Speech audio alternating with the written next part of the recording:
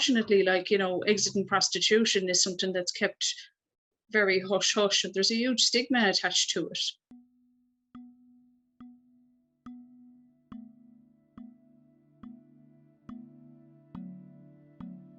My name is Anne O'Keefe, and I'm the Education and Development Coordinator in Ruhama.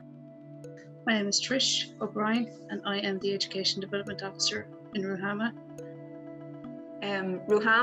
Ruhama itself is an NGO. It's an organisation that works with women who have been impacted by the sex trade, by prostitution, by sex trafficking, or basically by any form of sexual exploitation.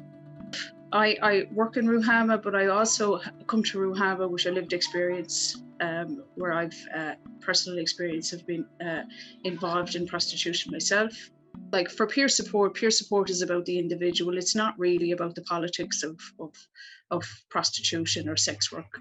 And in the middle of those rhetorics out there and that ideology are survivors who are trying to move forward with their lives and are in need and looking for that support.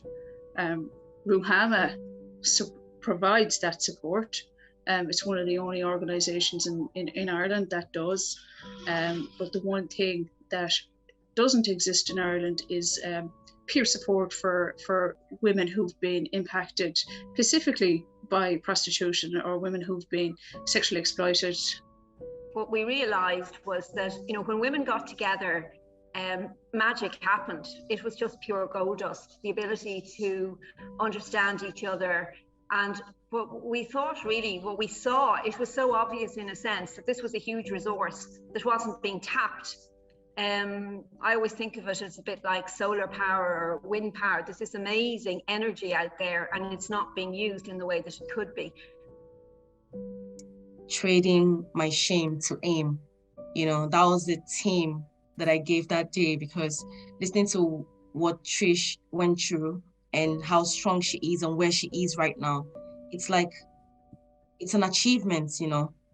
So thank God she didn't give up when she was going through all that, you know. If not, she won't be where she is today. So that was why I gave that day, like, trading my shame to aim. So we knew that there was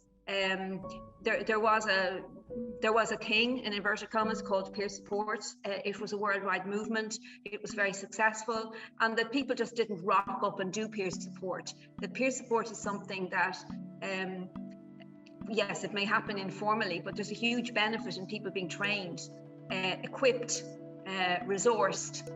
We have a responsibility to those who are peer supporters and to those peers who are being supported. And training, like in any working with any group, I think training is really important. We're dealing with women who are coming from a place where, you know, they lack belief in themselves, they lack self-esteem, they sometimes, you know, don't see their own strengths, they don't see their own value. And the idea of training is to bring people together, you know, and discuss what peer support is, the values of peer support, and let the values of peer support be those guiding principles that lead you when you are, you know, supporting your peers. But they have wisdom, they have that, and peer support is very much like an important part of any healing journey, to be able to see, you know, that like these lived experiences are of value, they're of worth, and that they're fundamental to the healing process. It's not about anybody telling anybody else what to do. It's not about, you know, counselling. It's not about, you know, key working. It's not about information sharing. It's fundamentally about, you know, two people coming together with a shared experience. There's one particular woman who, she said that she was not sure that she would be able to support anybody because she was navigating her own personal issues. And having a conversation with her about that and saying to her that, it's okay that you're navigating some personal issues right now. That is not to say that you can't support your peers. She would share, I'm not so good today, but she was powerful in how she supported the women, Last night, this woman in the group was sort of, in the middle of the conversation was like, oh, it's so good to talk about these things. I'm so relieved to talk about issues that, the very woman from another culture who's a victim of trafficking, she wouldn't have thought that this person was the person who's going to help her open up about her experience. And just like, just that sense of, oh God, It came at a point in my life where I was trying to learn how to say no and to let go in some situations. And I was really finding it hard to put that boundary. And I was really putting a lot on myself. And the weight was, we shared with, and like everyone was sharing their own experience and their feedback on the story.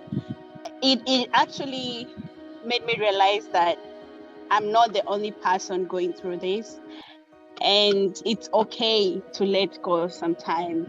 Peer support in any kind of form of whatever you're recovering from, whether you're navigating mental health issues, or you're navigating you're recovering from addiction, or you're recovering from sexual violence, you're recovering from the impact of systematic prostitution.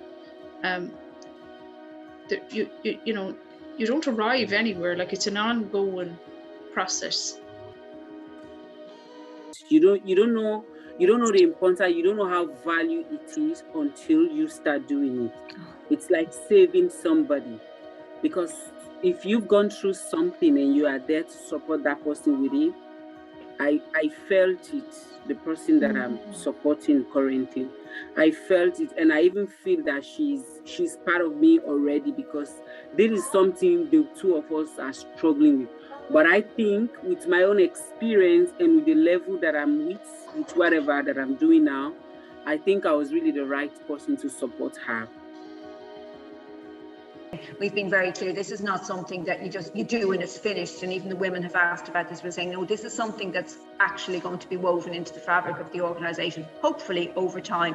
And so I think the support, the expertise needs to continue on.